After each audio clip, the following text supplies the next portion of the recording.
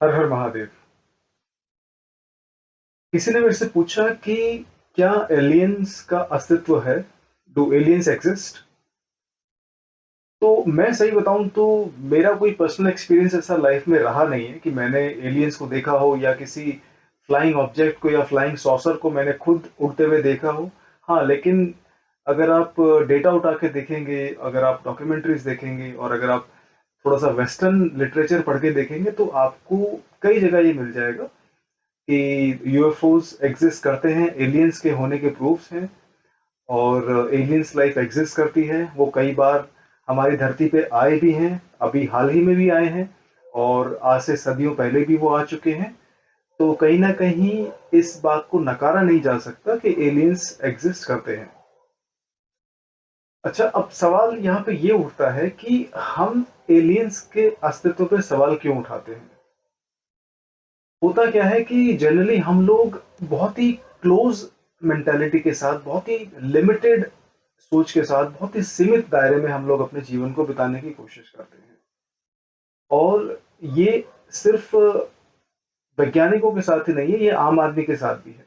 मतलब ऑब्वियसली आम आदमी की सोच उतनी उस लेवल पे काम नहीं करती, लेकिन बहुत सारे वैज्ञानिक भी इस बात पे सवाल उठाते हैं।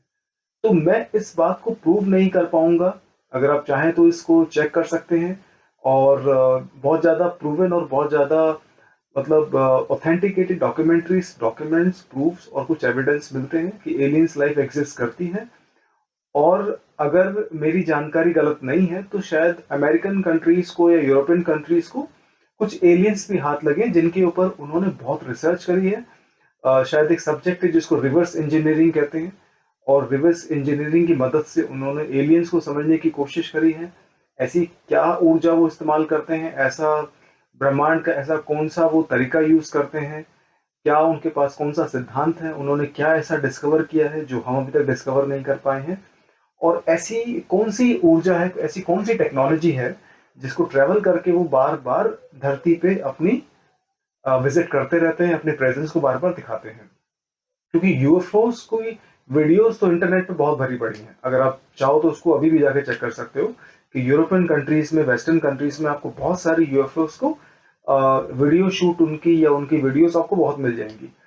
तो जिस ऑब्जेक्ट को हवा में उड़ते हुए देखा जाता है, जो उनका डिजाइन है या जिस तरह से उनको टेक ऑफ या लैंडिंग करते हुए देखा गया है, तो ये तो कहा जा सकता है कि ये टेक्नोलॉजी धरती की नहीं है।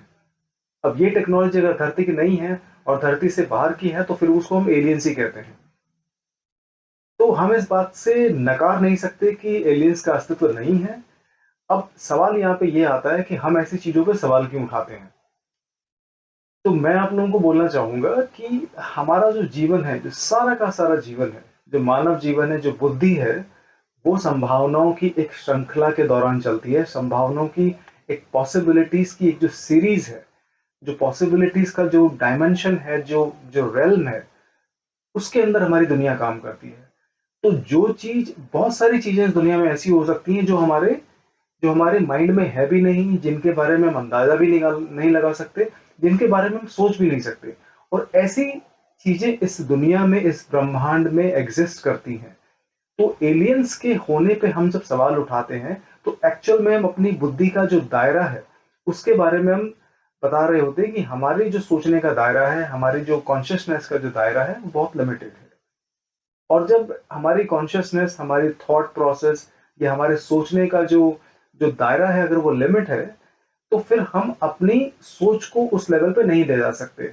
और इसका सबसे बड़ा उदाहरण है कि हम एलियंस के होने पे या एलियंस जैसे किसी जीव के होने पे हम सवाल उठाते हैं। तो इसका कहने का मतलब ये है कि हम लोगों ने संभावनाओं को बिल्कुल ही बंद कर दिया है। हमें किसी भी चीज की संभावना, किसी भी चीज के होने की जो संभावना है, हमने उसको भी नकार दिया है। तो इससे पता चलता है कि हमारी जो सवाल पूछने की जो काबिलियत है वो भी लगभग खत्म हो चुकी है।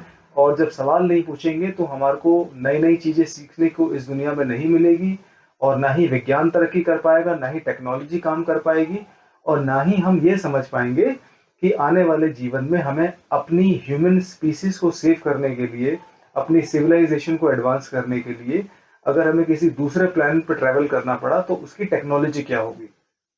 बहुत सारे लोगों को शायद ये भी नहीं पता होगा कि हमारे जो रिसोर्सेस हैं, हमारे जो नेचुरल रिसोर्सेस हैं, वो भी धीरे-धीरे खाली होते जा रहे हैं। हमारे पास ऊर्जा की एक एनर्जी क्राइसिस जिसे कहते हैं, वो भी बहुत जल्दी संकट आने वाला है, क्योंकि हमारे पास ऊर्जा के लिए खासकर जो हमारा जो एनर्जी सोर्सेज़ है, उसको लिमिट उसकी यूज़ करने के बाद हमारे पास एक क्राइसिस बहुत जल्दी आने वाले हैं। उसके अलावा भी बहुत सारे क्राइसिस दुनिया में चल रहे हैं, लेकिन हम जब इस बंद सोच के साथ सोचते हैं, तो फिर हम एक नोन एरिया में रह जाते हैं। नोन एरिया का मतलब जिस चीज़ को मैं जानता हूँ, वही इस दुनिया में एग्ज़िस्ट करती है। जिस चीज़ को मैं नहीं जानता हूँ, वो इस दुनिया में एग्ज़िस्ट नहीं करती है। और जिस चीज़ को हम एक्चुअल में होता क्या है कि जिस चीज़ को हम जानते हैं, वो हमें सिक्योरिटी देती है।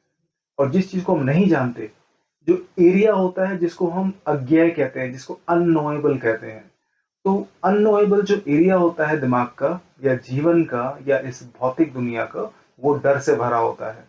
और जो नोन एरिया होता है, उसको हम एक्सेप्ट करते हैं क्योंकि वहाँ हमें थोड़ी-सी सिक्योरिटी मिलती है। तो इसीलिए इस बंद या इस क्लोज़ माइंडेडनेस के साथ जब हम सोचते हैं, तो हमें लगता है कि दुनिया सिर्फ़ वहीं तक है जहाँ तक हमारी सोच काम करती है। लेकिन ऐसा नहीं है। हम एलियंस के होने की संभावना को सिरे से नहीं नकार सकते, इस बात के प्रूफ्स मिले हैं और इन चीज़ों पे काम चल रहा है और इस बात की पूरी संभावना है कि एलियंस लाइफ एग्ज़िस्ट करती है और हो सकता है कि आज के 100, 200, 500 या हज़ारों साल बाद हमारी टेक्नोलॉजी जब उस लेवल पे एडवांस हो चुकी होगी, जब इंसान यहाँ से ट्रैवल करके किसी दूसरी गैलेक्सी में जाएगा, जब किसी दूसरे प्लैनेट पे जाएगा, तो वहाँ के लोग हमें भी एलियंस बोलेंगे, क्योंकि उनके लिए हम एलियंस हैं। तो इस संभावना को नकारा नहीं जा सकता। हर हर महादेव।